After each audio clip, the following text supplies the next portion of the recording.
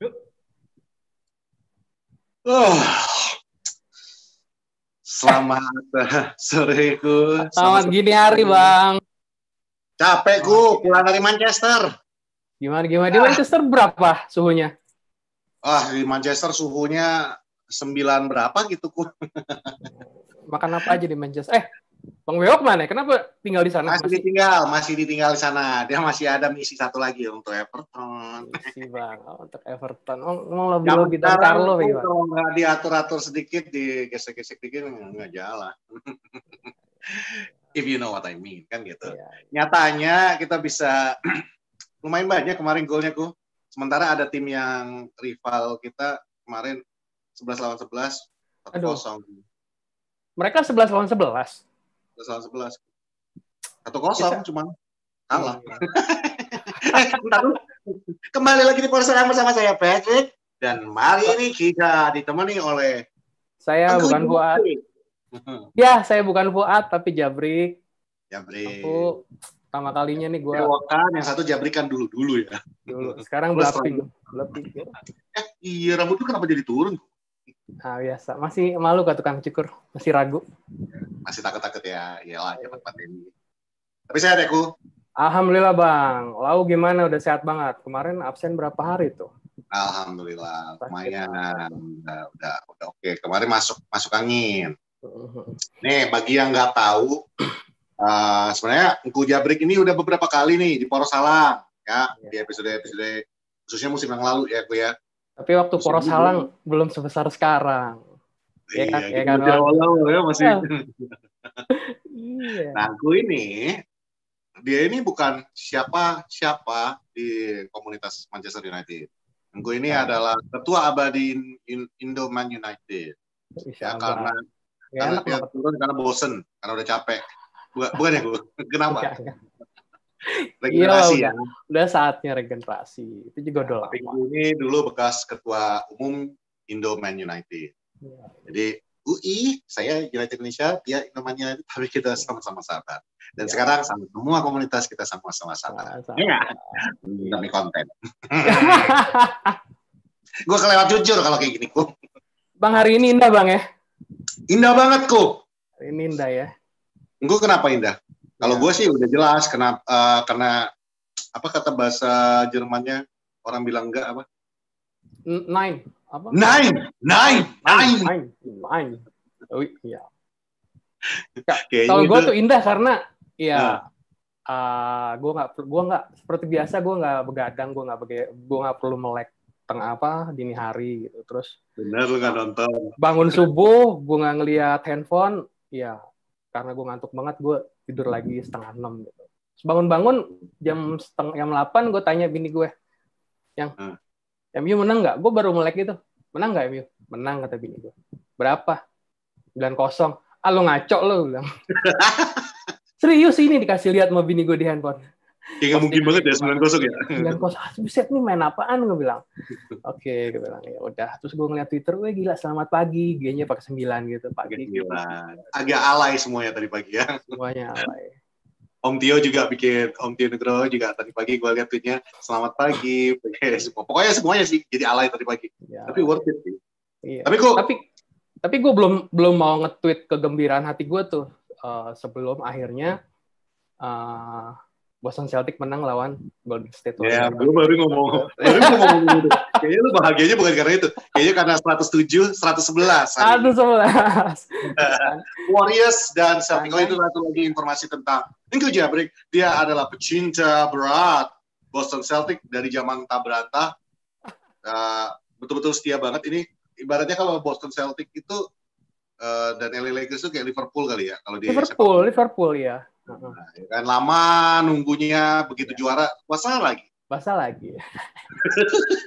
Ya Bang, gimana Bang? Kita bahas apa nih Bang? Bahas QQ, angka Q apa gimana nih? Enggak, biasa lah. Kita kan hari ini mau review Bang. Mau review tentang Soton kemarin. Gue sebenarnya reviewnya agak susah nih. Kan kita durasinya itu kita batasi nih sebenarnya Bu. Cuman masalahnya kita harus bahas 9 gol. Ditambah 2 insiden. Banyak yang mau kita bahas. bahkan highlight di Mola aja banyak yang nggak masuk tuh kejadian-kejadian. Saking ya karena kan dibatasin waktu ya kan, kurun waktunya. Iya. Tapi sebenarnya insiden demi insiden yang kemarin terjadi di pertandingan lawan Soton kemarin itu sebenarnya banyak yang boleh dibilang harus revisi kembalikah FA dengan peraturan-peraturan yang ada saat ini. Khususnya gue loncat dulu nih ke insiden yang paling dibicarakan kemarin, yaitu kartu merah keduanya Soton. Nah, menurut gue nih, gimana? Kan katanya tuh kartu merahnya itu memang pantas didapatkan karena sesuai dengan peraturan. Which is peraturannya itu adalah dianggap bahwa Bednarek kayak gitu. Gue kalau nginget nama dia kayak teringat Bandrek.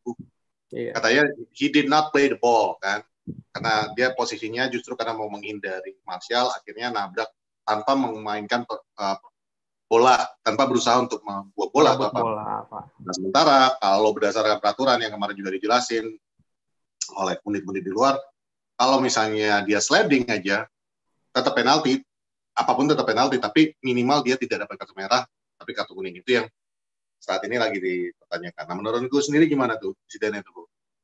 Kalau mungkin orang-orang pada ngelihat ini ya Bang ya, ngelihat dia bener-bener kayaknya dia nggak ngincer bola, tapi udah langsung ngincer kakinya Martial gitu. Terus ya yang ngebelain tuh mereka nganggep si Bednarek tuh sebenarnya nggak mau nabrak loh, nggak mau nabrak Martial dia berusaha ngerem gitu kan. Kelihatan kalau di replay dia berusaha ngerem, tangannya langsung ke atas sebelum badan mereka bersentuhan. Terus kaki kirinya tuh harusnya melangkah lebih jauh dari yang dia pijak saat itu, tapi sebenarnya dia tahan. Nah, sialnya justru karena dia tahan itu, dia kena tumit kaki kanannya si Martial. Gitu. Dan itu. Nah, itu menurut yang itu kan insidennya kurang lebih mirip sama David Luiz ya, yang kejadian kartu merahnya juga sama ya, maksudnya karena dianggap did not play the ball kan gitu. Menurut tuh peraturan itu apa nggak terlalu ini ya gue ya? Terlalu harsh ya? Harsh atau strict? Harsh banget sih. Bahkan oleh sendiri kemarin kan bilang kan, they need to be a change on the rule of the game untuk masalah yang soal satu ini. Ya gimana ya? Ada saatnya peraturan itu justru memang seharusnya begitu gitu. Di saat ketemu pemain yang benar-benar kasar dan dia intended to makan orangnya dibanding bolanya, ya justru peraturan itu sangat berguna gitu, melindungi pemain. Kan awalnya peraturan-peraturan itu dibikin lebih ketat kan, kalau nggak salah 2 musim yang lalu ya. Nah, itu kan justru karena mau melindungi para pemain kan, karena sebelum-sebelumnya juga banyak pemain yang protes atau meneriakkan suara mereka, kok mereka ngerasa, apalagi bintang-bintang gitu, mereka ngerasa nggak dilindungi dengan peraturan yang mereka nilai terlalu lembek. Ya, termasuk dulu Peter Cech ya kalau nggak salah ya. Peter Cech yang keinjak kepalanya. Jadi kalau kita bilang terlalu harsh, memang harsh, cuman ya gimana lagi ya, memang dasarnya udah tahu itu peraturannya, tapi ya kadang-kadang dimanfaatin juga, kayak Martial kemarin menurut Dion Dublin nih yang gue tonton, pundit Dion Dublin waktu mengatakan bahwa Martial itu kelihatan dari bahasa tubuhnya, dia langsung nundukkan kepala, nggak mau melihat wasit karena dia juga khawatir dianggap diving. Nah kalau misalnya kayak gitu berarti kan otomatis Martial juga sebenarnya udah tahu, nih gue gimana juga nih anak udah nggak mungkin nabrak, nggak bisa ngindarin gue nih. Mungkin yang di luar dugaan dia mungkin sampai langsung straight red kali ya. Iya. Dan dia belum cukup punya hati yang besar untuk jadi kayak siapa ya waktu itu ya. Dia dijatohin, terus yang nekel tuh mau dikasih kartu, tapi dia malah ngelarang wasit, enggak gitu. Jangan gitu. Siapa ya? Lupa gue. Sama Pak, kalau nggak salah tuh Fowler ya. Fowler juga waktu itu nolak Liverpool tuh. Dia nolak untuk ngambil penalti. Pas di Liverpool ya, bukan pas di City ya? Liverpool ya. Ya pokoknya itulah. Nah, itu butuh ya kan, Fowler ya. Itu butuh kebesaran itulah pokoknya. Tapi bedanya mungkin seorang pemain kan nggak ada Farku. Kalau sekarang kan. Nah iya itu justru Justru makin yang jadi bahan protes bagi dari Southampton atau pendukungnya gitu. Ya kan udah ada VAR gitu, bisa dilihat berkali-kali, kenapa keputusannya masih tetap harus begitu gitu. Seharusnya kalau memang ada VAR kan bisa ada keputusan yang se-fair mungkin kan gitu. Ya, tapi VAR ini juga agak-agak lebay sih kalau aku bilang. Kayak kemarin golnya Soton yang seharusnya jadi 4-1 itu. Memang offside kalau dilihat dari VAR. Tapi kalau kita minta bola beneran, ya elah, segitu ya udahlah. Dulu juga kita nganggap segitu ya nggak offside gitu. Tapi sekarang kan betul-betul inch per inch lo diliatin kan. Sama kayak waktu Everton lawan kita. Gol balasan waktu itu, ya walaupun kita yang kebobolan, tapi tetap aja menurut gue, that's too much juga sih. VAR-nya ini sekarang benar-benar lu harus benar-benar pas. Ujung hidung lu aja lewat mungkin udah dianggap ini ya offside gitu. Iya. Ya VAR ini ada bagusnya ada enggaknya karena bisa juga menghindari insiden kayak dulu waktu kita lawan Tottenham, Roy Carroll buang bola dari dalam gawang kan. Dalam, iya. Kasihan tuh Mendes. Ya, mungkin itu juga lah yang apa golnya Lampard ke gawang Jerman kayak gitu kan tuh masih berbekas banget tuh buat FA. Ya, itu iya benar. Itu Lampard yang ke 2010. 2010 ya. Oke. Jadi itu salah satu insiden yang paling menarik. Nah, kartu merah yang pertama itu didapat di menit 107 kalau gue nggak salah. Detik 90. Oh iya detik 107, sorry. Agak ada juga main bola sampai 107 kali ya. 100 kita waktu itu lawan Brighton. Iya. Kalau itu insidennya kalau menurut gue sih memang pantas untuk kartu merah. Iya. Karena ya like it or not itu memang kalau kata pundit sana yang kemarin komentator mengatakan itu career ending tackle terlalu tinggi dan itu di pahanya McTominay juga kan sampai tersisa bekas. Kalau menurut lu kenapa tuh? Kan pemain muda nih, kok baru main udah main hajar aja.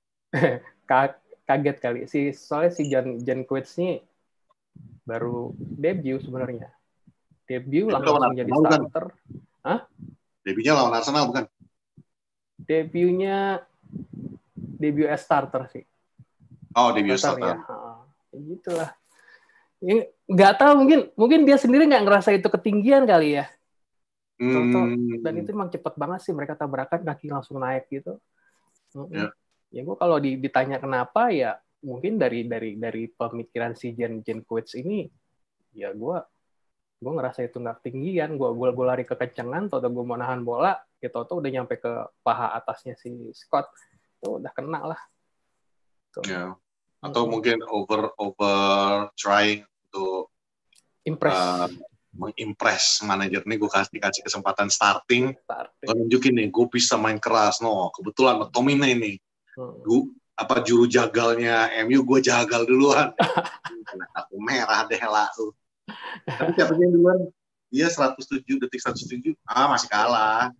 Masih kalah. Ada yang 40 detik. Ada ya. 40 detik, tapi bukan dari kick off.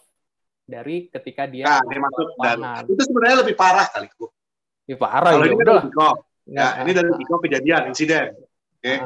Lu ibaratnya nggak direncanakan untuk nggak ada yang direncanakan untuk kartu merah, cuma maksudnya lu datang main baru mau mulai kan. Kalau yang satu lagi kan lu menggantikan seseorang untuk mengubah pola taktik sang manajer untuk lebih baik kan. Iya, dengan lu malah dibebani harapan yang tinggi gitu.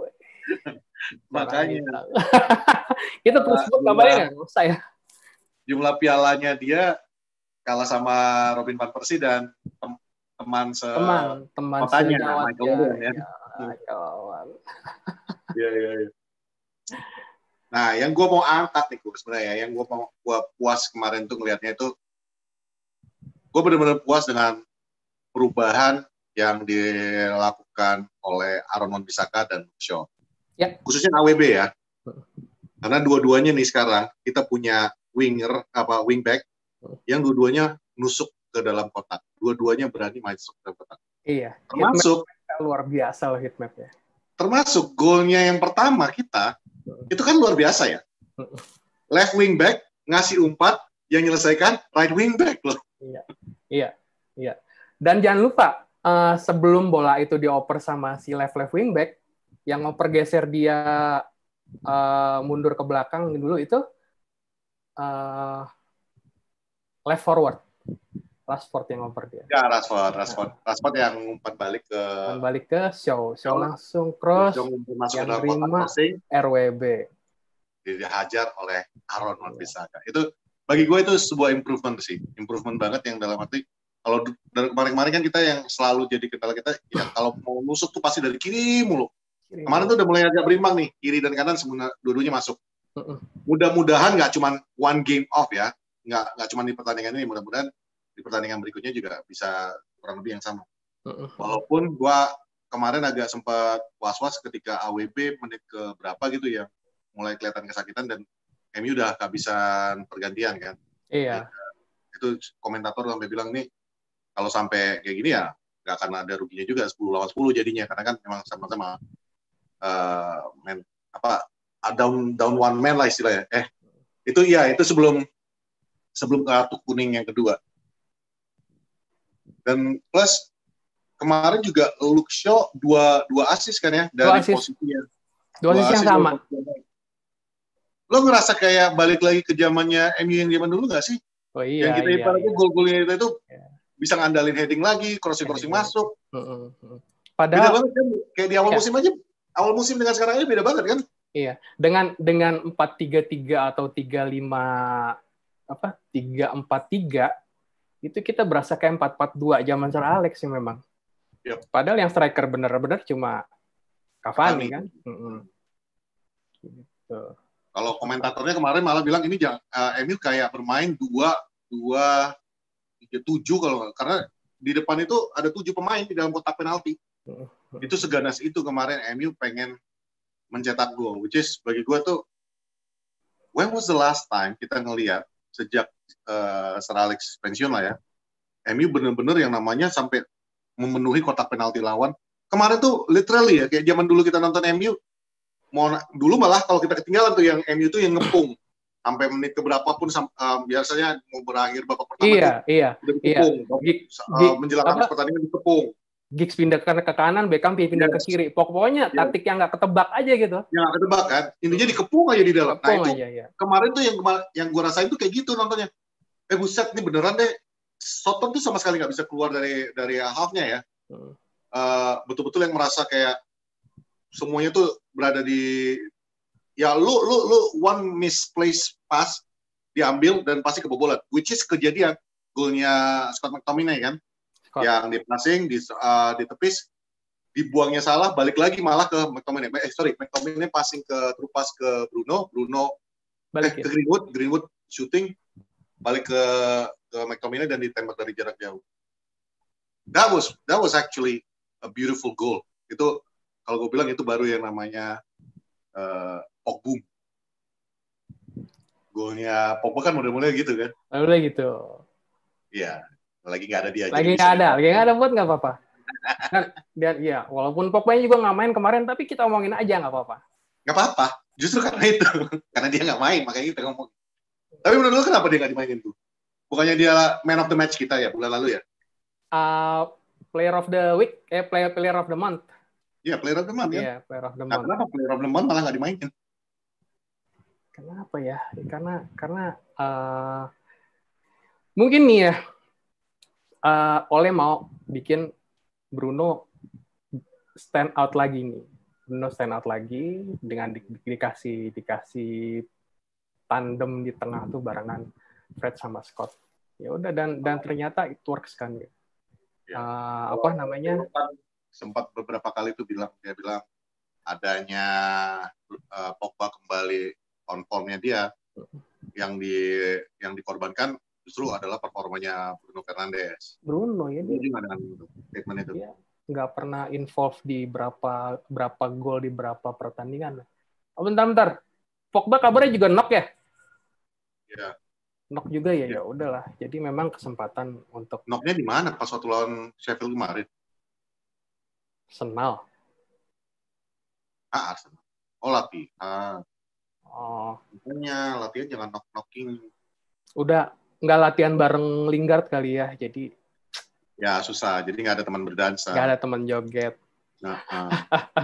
Lingard dong, masuk ke West Ham udah kayak superstar banget. Gue lihat videonya kemarin yang kita West Ham bakal sering lihat kayak gini dong. Tapi ya waktu kalau lu ngomongin itu, karena lu udah nyinggung itu, gue mau angkat sedikit. Apaan nih? Kan selama ini kan dibilang Ole itu nggak pinter memanage siapa semuanya lah ya. Yang proses yang kita selama ini bilang di Porosalang, it takes time untuk mengubah Manchester United menjadi sebuah tim yang benar-benar bisa berkompetisi, yang punya potensi untuk menjuarai kembali Liga. It takes time. Walaupun musim ini benar-benar freak of nature sih menurut aku. Ini kita di luar dugaan bisa sampai di posisi 2 dan bahkan sempat memuncaki dan bahkan sampai sekarang pun masih bersaing untuk gelar 21 kita ini ya. Ini bagi gue itu freak of nature. Karena yang gue lihat selama ini dan yang dilihat Fuad selama ini dan tim Poros lah selama ini ya. Ole itu kan memang harus buang pemain nih satu-satu. Kemarin tuh udah dibuang tuh pertama Lukaku, dibuang lagi Ashley Young, dibuang lagi Sanchez, ya, dibuang nih satu-satu. Bagi gue prosesnya itu kan memang lama. Nah salah satu yang paling susah dibuang kan kemarin tuh Lingard dan yang baru-baru dapat kontrak baru lagi nih, Bapak Phil Jones kan. Yeah. Kalau Phil Jones mungkin bukan karena negatif attitude-nya, tapi lebih kepada memang ya maybe you're just not who you used to be gitu loh. Lo nggak semaksimal mungkin lagi bisa untuk membantu MU. Tapi ya Smalling apa itu semua kan udah terbuang nih. Nah bagi gua itu proses yang memang betul-betul membutuhkan waktu dan ini mulai terlihat nih. Sekarang literally ya yang dulu sempat bermasalah itu tinggal Pogba di dalam squad. Udah hampir nggak ada lagi yang kemarin-kemarin yang bikin rusuh dressing room. Almost gone. Dan Pogba sendiri gue akuin dalam 1 bulan kemarin ini yang he deserve attitude-nya juga berubah. Ya. Walaupun ada yang bilang bahwa dia mengubah attitude-nya ini ya untuk meningkatkan nilai jual dia. Iya.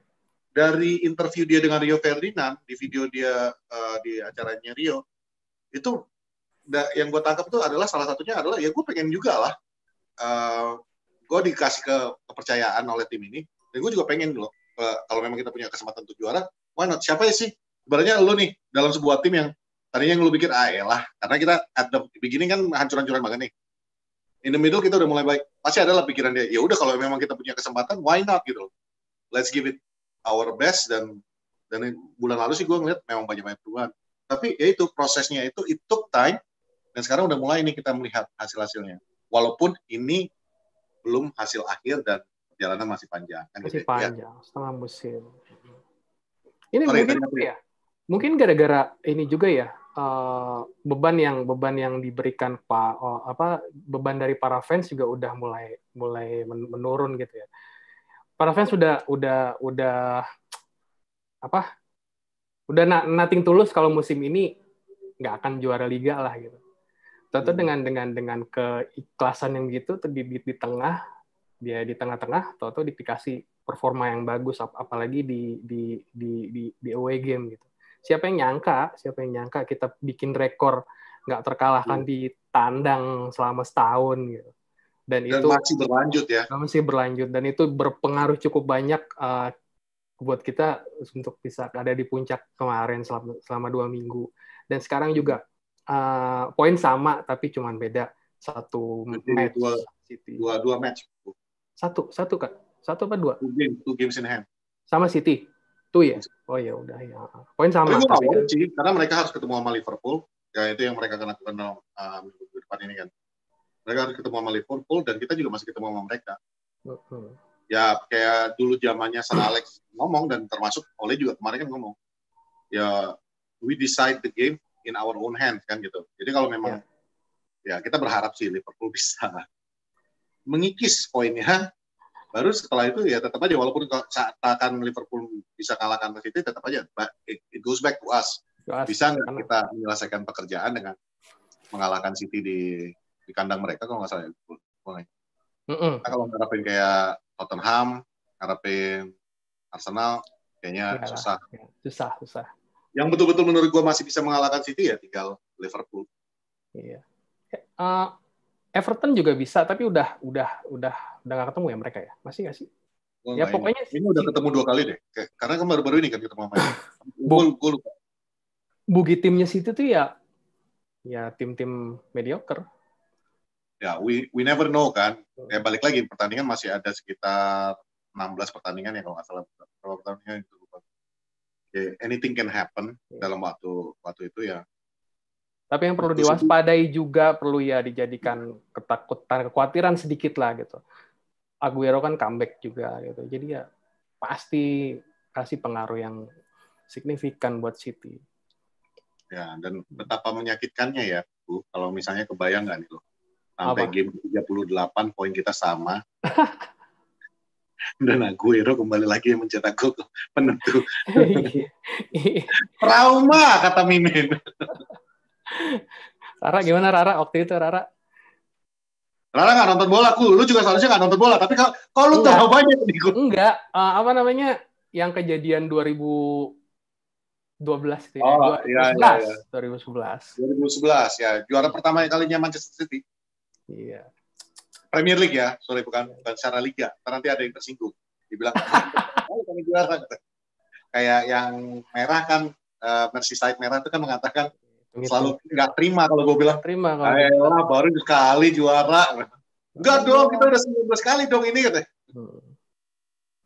Jabarin deh. Iya, lu tuh 18 sama 1 gitu. Iya, 18 sama 1. Kita 7 sama 13 kan gitu. Kalau kita menang itu gelar ke-14-nya kita Premier League kan gitu. Nah, itu aja seharusnya udah no contest sih, 14 lawan 1, 13 lawan 1 kan gitu. Gimana ya, balik lagi, sorry. Apa kenapa Rara tadi itu? Iya, dia pengalaman paling nyeseknya itu pas nobar ya itu. Udah senang-senang menang lawan Sunderland kan. Tahu-tahu berapa menit kemudian ya, Sunderland tiba-tiba berbalik badan dan do the Poznan. Iya. Bisa. Itu sakit. Iya. Iya. Tuh, kata Mimin sejak itu gue benci suara Martin Tyler. Tapi kalau Steven Tyler enggak ya? Steven Tyler mah resmi. Ya. Pintar gue sekarang musik. Banyak gol sama Fuad berarti nih lau. Okay. Justru gue belajar supaya ada yang diserap. Bewok. Tapi ya, gue sih kemarin juga sama Koci kan banter-banteran Twitter lah ya gitu ya. Gue bilang, kata Koci kan menang 8-0, 9-0, 10-0 bedanya apa? Tetap aja 3 points. Gue sebenarnya mau balasnya ya kalah 1-0, 2-0, 3-0 tetap aja nggak 0 poin. Cuma kan nggak enak kan. Ini gue bilang, ya enggak lah coach, untuk ngindarin kejadian ini gue tunjukin ke table 2011-2012 yang memang poin kita sama kan sampai game ke-38 tuh gamenya poinnya sama. Gue lupa dia angka berapa, 80 sekian 4 kalau nggak salah, cuman selisih gol kita itu sampai 64-50 sekian gitu loh. City jauh lebih unggul. Nah itu yang menurut gue kemarin pun sebenarnya pas waktu 4-0 gue udah mikir nih di Twitter juga gue sempat ngomong, ini udah saat ini ada kesempatan buat Ole. Lu mau istirahatkan pemain untuk ketemu sama Everton karena Everton juga nggak bisa dianggap sebelah mata lagi sekarang. Iya. Atau you go on dan nambah pundi-pundi gol nih. Ternyata dua-duanya dilakuin sama dia. Dan nyatanya dua-duanya. Nah, itu yang ajaib dan itu yang bagi gue. Ya, alhamdulillah banget ya. Iya. Karena Cavani bisa diistirahatkan, Luke Shaw bisa diistirahatkan. Siapa lagi yang diistirahatkan? Rashford ya? Rashford walaupun 15 Iya, walaupun 15 menit terakhir, tapi yang diistirahatkan banget ya Cavani sama Luke Shaw. Bisa kak. Shaw yang di awal. Walaupun ini kata Mimin, menurut Mimin, Luke Shaw ya. Katanya halftime Ole justru mengatakan, Daniel James mengatakan di halftime Ole menyuruh anak-anaknya untuk mencetak gol sebanyak mungkin. Begitu ya. Dari sisi yang lain dia juga tahu kualitas squad yang ada di lapangan saat itu, ditambah lagi dengan bincangnya Southampton dengan udah kehilangan satu pemain, mungkin ini saatnya untuk mendapatkan gol. Mungkin dia juga nggak kebayang sampai 9 kali ya. Mungkin nambah lagi deh, 1-2 kali ya. Atau minimal 6 biar hilang defisit kan gitu. Nah sekarang kan jadi yang kita tadinya datang ke pertandingan itu merah, sekarang menjadi positif. Kita sudah nilainya sudah bagus dari sisi itu. Untuk home ya, untuk home. Wah iya itu home boosting banget itu. mental boosting banget. Selama ini kan home kita pahit banget, tau-tau dikasih 9 gol gitu kan. Yep. Clean sheet dan pula. terakhir kali gede skornya kayak gitu 8 gol kan yang tercipta, walaupun 7 miliknya Spurs. Apa? 8 gol 7 miliknya. 7-1. Oh. Aduh. Mourinho. 7-1 apa 6-1 sih? 6-1 ya, ada 7 gol yang tercipta. Ya maksud gue, benar, gue setuju kayak lu bilang. Efek Fred jadi Roberto Carlos. Ya itu juga tuh. Gue kaget loh, Luke Shaw dicadangkan dan Fred yang pindah ke kiri. Bagi gue, wah, ini bener-bener nih, sama-sama Brazil lagi dia, men. Ya pantas lah kalau disamakan dengan Roberto Carlos. Jadi makin banyak pemain yang versatile ya, bisa ditaruh di mana. Yes, dan itu yang dulu bisa diandalkan Fergie ya. Dia bisa meletakkan pemain manapun di posisi yang dia butuhkan. Apalagi dulu kalau kita masih ingat tuh yang John O'Shea. Siapa sih yang O'Shea nggak pernah? Striker pernah, midfielder pernah, back memang posisi dasar dia. Kiri kanan back juga bisa, dan kiper kan gitu. Pas waktu kartu merah siapa gitu yang dia akhirnya jadi kiper. Ferdinand juga pernah jadi kiper. Pas waktu siapa yang kiper kita yang Poland kena kartu merah. Jadi bagi gue, that versatility of Manchester United yang sekarang itu mungkin jadi tambahan untuk depth squad-nya MU kali ya, Bu ya. Ya mungkin itu juga yang bikin oleh PD winter transfer ini nggak ada yang masuk, men. PD apa emang nggak ada duit? Masa sih nggak ada duit, Bang? Kan jarang itu, maksudnya kecuali itu pemain yang emang udah dikejar dari kapan hari, jarang kan yang namanya MU datangin nama besar di winter transfer. Please, kalau kalian mau komen namanya Vidic, jangan deh. Vidic juga dulu bukan nama besar ketika dia datang ke MU. Gue aja waktu Vidic datang, gue mikirnya, what the? Ini siapa? Dan plus dia jelek banget kan di awal-awal permainan dia. Gue sampai mikir, waduh, ini ya, belajar apa sih ini back yang satu ini? Total. Jadi salah satu pemain kesayangan gue selain Rooney. Apalagi timnasnya juga bukan timnas yang punya culture back yang sangar ya, Serbia tuh. Ya walaupun sekarang ini udah mulai, udah mulai. Gak apa-apa Bang, ngebul aja, Ciela. Kayak Vincent Medesta aja ngerokok, cuy. Enggak, gue nggak mau. Gue udah nggak ngerokok. Siapa yang suruh, Bang? Apa? Si Ade yang nyuruh ya? Satria dan Deki itu yang nyuruh gue berhenti. Kalau si Ade juga minta, yang berhasil meracuni gue untuk berhenti itu Satria dan Deki. Ngapa si Kima tuh ngatur-ngatur kau, Bang? Nah, kan? Bukan cuma Fuad, bukan cuma aku. Gue aja udah mengakui. Ya, Sat, biar kau tahu. Si Kima tuh ngatur-ngatur kau. Ngatur-ngatur orang. Gak usah ngatur-ngatur orang, ya kan? Sejak Kopdar di Medan tuh jadi makin berani dia ya. Makin berani. Apalagi kemarin, kebanyakan mungkin nongkrong sama dia di Medan, jadi dia ngerasa kayak sekali. Dia yang ngomong sekarang, udah mulai nggak ada sopan-sopannya. Dikit lagi udah jadi Rara dia. Kalau Rara masih mending. gue inget banget yang gue bilang di Twitter, pokoknya gue pengen nimbrung di postingan Facebooknya Patrick yang ini, tapi gue lihat yang komen pakai marga semua, keluarga besar semua nih kayaknya. Gue nih nimbrung dia bener nimbrung, aduh nggak ada takut-takutnya tuh. Itu yang pertama kali ya sama si Dede kan. Iya. Yang pertama kali si Dede gue berani memposting publikasi kan. Terus saudara gue semua yang komen, lu masuk tuh yang lu WhatsApp, gue pengen sebenarnya komen, cuman gue lihat bermarga semua nggak jadi dah. Patri yang main, aku yang maju katanya. Bener dia komen. Gila.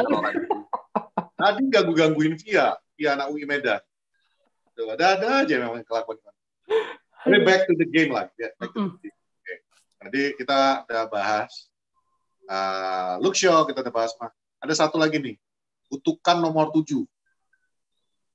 Sejak ditinggal Cristiano Ronaldo, nomor 7 itu kan flop mulu. Nah ini walaupun masih early days dan masih ada beberapa pertandingan lagi sampai akhir musim, baik itu di Liga, baik itu di kompetisi, baik itu di Eropa. Menurut lu Cavani udah bisa dibilang nggak flop nggak? Sorry Bang. Sebelum Cristiano, bukan setelah Cristiano ya, Michael Owen masih dibilang cukup sukses lah setelah Owen lah. Untuk saya menurut lo ya. Oke. Cavani ini ya gue lihat ya at least levelnya tipis-tipis sama Owen lah gitu. Nantinya bakalan jadi pemain berumur yang banyak mencetak gol penting. Itu aja sih. Ditambah dia juga mau diperpanjang kan ya. Udah ada rencana MU untuk memperpanjang 1 musim lagi untuk Cavani ya. Yeah. Tapi at the age of 34, apakah pilihan yang tepat memperpanjang? Kan nanti jadi Igalo kedua. Berba dulu baru akhirnya cabut di umur berapa ya? Ingat nggak Bang? Siapa? Berba. Baru finally cabut tuh di umur berapa, ingat nggak Bang? Tapi kan Berba beda Bang kondisinya aku. Berba kan memang dibeli dari prime-nya dia kan. Ketika dia lagi prime-nya di Spurs dibeli dan dia main untuk MU beberapa musim kan. Memang kontrak panjang, maksudnya bukan kontrak-kontrak pendek kayak Ibra dan ya sorry to say ya. Iya. Panic buy, bukan model-model panic buy yang penting udah ada nih striker, udah ada belanja pemain, udah ada jualan kaos kalau buat Woodward dan Blazers kan gitu. Gue nggak tahu, Berba kayaknya 30 something juga sih. Iya. Enggak lah, enggak apa namanya? Menurut gue worth it untuk diperpanjang Bang. Biar gimana dia pengalamannya dia terus skillnya dia untuk mentoring pemain muda tuh ya itu yang dibutuhin MU saat ini gitu. Sekarang siapa sih yang mau mentoring yang benar-benar dia masih aktif di lapangan? Mata gitu. Mata udah jarang dimainin. Matic dimainin tapi biasa aja. Akhirnya tergantikan lagi oleh Fred atau Scott gitu. Jadi yang kepilihannya untuk siapa yang bisa masih punya menit yang banyak di lapangan dan bisa jadi mentor, bisa jadi influence untuk yang muda-muda ya Pak, cuma Cavani. Bruno secara skill ya cukup gitu. Tapi biar gimana dia masih muda Pak. Kalau gue bilang sih dari sisi angka nomor 7-nya ya minim kan. Dia sejauh ini 6 gol satu musim ini kan. Dan bagi gue sih, ya gue setuju sama lu. Tergolong sukses lah menurut gue seorang Edinson Cavani di Manchester United. Mengingat umurnya udah 33 saat ini ya. Jadi bagi gue ya Cavani tergolong sukses memikul nomor keramatnya Manchester United nomor 7 ini. Cuman yang nilai positif yang lebih bagi gue, ya kayak lu bilang, selain membimbing mentalnya, dia bisa ngasih contoh langsung seorang striker itu gimana, seorang pure number 9 itu seperti apa. Dia nggak pernah berhenti kan, nggak pernah diem. Termasuk tuh kalau lu ingat pertandingan pas bubaran ya, pas bubaran dia nggak ngomong sama Greenwood kayak gimana kasih apa. Itu dia ngajarin terus kan. Yang dia nggak gol memang. Cuman yang dia tadinya udah mau ninggalkan bola, terus dia ngelihat Bruno dapetin bola, posisinya paling ujung kiri itu. Dia melihat Bruno di kanan udah megang bola, dia langsung ngambil posisi untuk heading. Padahal semua pikir itu udah mau ninggalin. Dan bagi gue ya memang seorang striker murni, pure number 9 ya harus goal getter kayak Berba, kayak Van Nistelrooy. You move. Lo yang bergerak, bukan nunggu bola. Kan selama ini kan kalau kita lihat kayak Rashford, kayak Martial, tipikalnya kan lo dapat bola, lo giring ke dalam. Atau lo harus ibaratnya lo harus disiapin bola itu langsung di kaki lo untuk menyelesaikannya. Dan beberapa pertandingan ini juga kalau gue perhatikan mungkin akhirnya Ole juga mengerti itu dan akhirnya meminta untuk lu lihat deh setupnya kita beberapa pertandingan ini passing kiri kanan yang apa semuanya membuka ruang di tengah untuk tinggal tembak kayak kemarin Rashford, kayak kemarin McTominay sih bola lepas ya, cuman beberapa kali kan memang udah di setup untuk lu tinggal tembak. Pogba yang kemarin bikin gol yang terakhir semua ibaratnya di setup seperti itu kan. Cuman Cavani menunjukkan you go for the ball. Lu yang mempersiapkan diri lu untuk supaya kayak model Bruno bisa ngumpan dan lu tinggal nyambut. Dan kalau nggak salah Cavani 6 dari 6 gol itu 3 diantaranya heading ya Min, kalau gue nggak salah ya.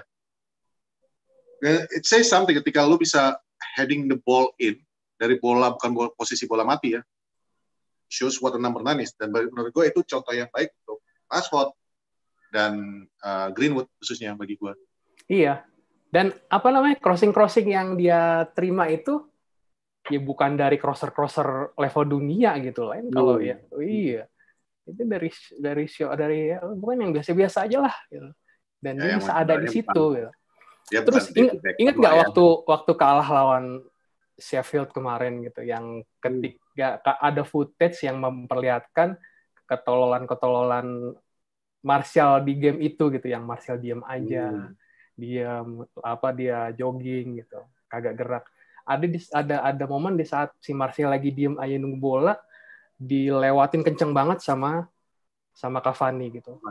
Bahkan hampir nubruk si Martial gitu. Dan itu juga nggak bikin si Martialnya ter-encourage, si Martialnya ngeliatin aja, malah ngeles gitu.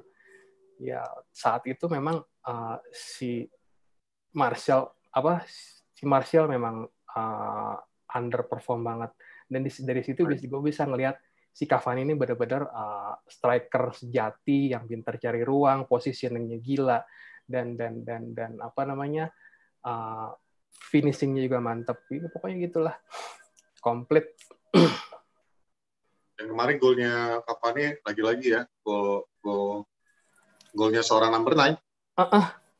Pure, dan itu benar-benar diarahkan headingnya. Betul-betul yang ibaratnya bukan gue dapat heading tutup mata, dia ngelihat di mana dia mau play, di place sama dia dengan power. And for me that was a beautiful goal. Nah, lo tadi ngomong soal Anthony Martial. Banyak yang bilang, termasuk kemarin dia dapat abuse lagi kan tentang rasis. Kemarin banget. Ada yang bilang monkey score. Bagi gue itu monkey score. Ya, itu bagi gue itu what banget lah. Orang Indonesia, fans Liverpool lagi. Yang fans Liverpool kan luar biasa ya. Avatarnya bocah, bio-nya member of range komunitas mobil mahal lah pokoknya, mobil Jeep mahal. Nah, bagi gue itu ya stop lah rasisme kayak gitu itu. Ya, nggak ada di dunia sepak bola yang menerima itu juga. Dan lu hanya menunjukkan lu kerdil orangnya. Tapi di sisi lain lagi, yang tentang Anthony Martial ini, gue pengen nanya lu nih. Menurut lu, is Tony Martial over? Iya, menurut gue udah. Gini ya, honestly speaking ya, kalau ngelihat dia udah cukup lama cukup lama bergabung di MU gitu. Dan sampai sekarang di tahun yang keberapa? Kelima apa keenam? Levelnya dia masih begitu-begitu aja. Angin-anginnya dia masih begitu-begitu aja. Terus sampai di titik gue bisa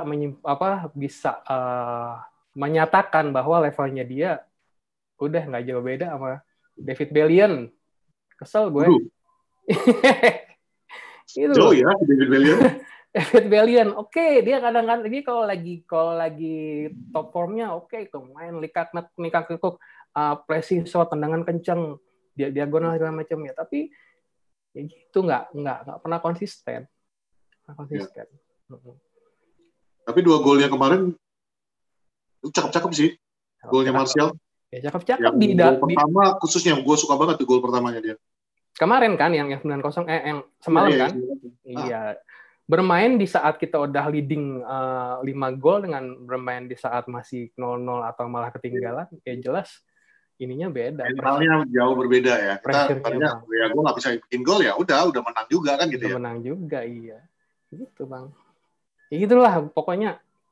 Ya kalau memang harus ada pemain yang cabut di musim panas besok, ya gue berharap dia sih. Gue berharap dia bisa menemukan klub yang bikin dia nggak punya pressure terlalu besar gitu, bikin dia ngerasa mainnya bisa kalem, mainnya bisa stabil, konsisten gitulah, tanpa didapat high hopes dari para fans. Tapi kalau kayak gitu berarti chant-nya kita tentang Anthony Martial jadi salah. Million down the drain. Ya udah kan udah berarti kita. Berarti English First got it right dong. Toh kita udah nyanyiin 5 tahun juga, udahlah. Terus akhirnya harus diganti tuh, 50 million down the drain di English President. He got it right kali dia English President. Got it right, iya. Ya, The Daily Mail pula. Begitu ntar jual rugi banyak. Besan. Oke, so kita sudah bahas semua gol kan? Ada yang ketinggalan nggak? Oh, ada satu lagi Bang. Adiknya Puak. Siapa? Yang terakhir, gol terakhir, flick in. Itu tuh. Dari Bruno Fernandes. Gue baca tweetnya siapa tuh, ngehe banget ya. Kayaknya Dan James memang sengaja diplot untuk jadi pencetak gol terakhir, biar kalau disebut dijejerin golnya MU dicetak oleh siapa aja tuh, Wan-Bissaka, terus Rashford, Cavani, bla bla bla bla, dan James. Gitu. Dan James. Gitulah, itu juga jadi itu ya. Ya beda lah, kita udah unggul 8-0 dengan dia dengan pemain yang itu bermain kayak apa aja pasti enak aja gitu. Ya bahkan kalau dia nggak bikin gol justru malah aneh. Dan tapi ketika dia masuk juga dia langsung ini sih kalau agresif bilang, apa namanya? Impresif. Dia punya 2 kesempatan ya untuk mencetak gol, dan yang terakhir itu ya betul-betul dia cukup tenang dan dia tahu tuh yang dari headingnya Bruno, which is menurut gue itu sangat pintar dari Bruno ya. Dia itu sangat nggak egois, dia bisa aja tuh ngarahin ke gawang juga, tinggal colik aja kan. Dia malah seberangin dan James tinggal betul-betul nggak ada tendangan itu. Kalau lu lihat replaynya deh, betul-betul yang kakinya itu mah diarahin untuk ke arah gawang aja. Makanya golnya kan juga pelan-pelan. Kalau pas waktu gue nonton bukan replay ya, gue malah mikir itu gol nggak sih? Itu kayaknya memang pengen showboat deh si Fernandes itu. Oh gitu ya. Pengen showtime gitu, pengen entertain. Udah 8 ini. Terus gue lihat ada James gitu. James butuh suntikan moral kayak gitu-gitu lah mungkin. Tapi biar gimana Bang, Dan James itu kan pernah impresif waktu awal-awal. Debutnya dia. Jadi starter bikin gol. Ya sebenarnya bagus sih, tapi ya mungkin dia bagus, cuma belum benar-benar masih terlalu lu tau nggak kayak mau makan bubur ayam. Ya. Kenapa? Jaduk apa enggak gitu? Tapi buburnya masih beras. Bubur masih beras. Bubur ini berarti tuh bubur instan, bubur yang saset. Kadang-kadang ada beras-berasnya yang keras-keras. Ya, tapi menurut gue dia apa ya? Sorry, gue juga di awal-awal melihatnya Dan James yang gue punya harapan besar lah untuk dia. Mungkin dengan iming-iming dia ada orang Wales, jadi gue mengharapkan ada Wales Wizard yang ketiga kan gitu ya. Iya, rekomendasi langsung dari Wales Wizard yang kedua kan gitu. Jadi bagi gue, dan kalau yang masih mempertanyakan kenapa gue menyebutkan Wales Wizard yang ketiga, Google aja dah. Google aja. Nah, yang kedua jelas Ryan Giggs, yang pertama lu cari sendiri deh. Nah, jadi pas waktu di awal-awal kan memang sangat impresif. Cuman makin kesini, apalagi pas waktu kita memang belum ada yang bisa ngebongkar pertahanan kayak kemarin sebelum ada Bruno kan betul-betul kita ngandalkan counter attack, betul-betul lari doang. Gue juga akhirnya kemakan kepada dokter yang mengatakan bahwa ya ini Dan James memang cuma bisa lari doang. Nggak bisa ngapain-ngapain, betul-betul nggak bisa.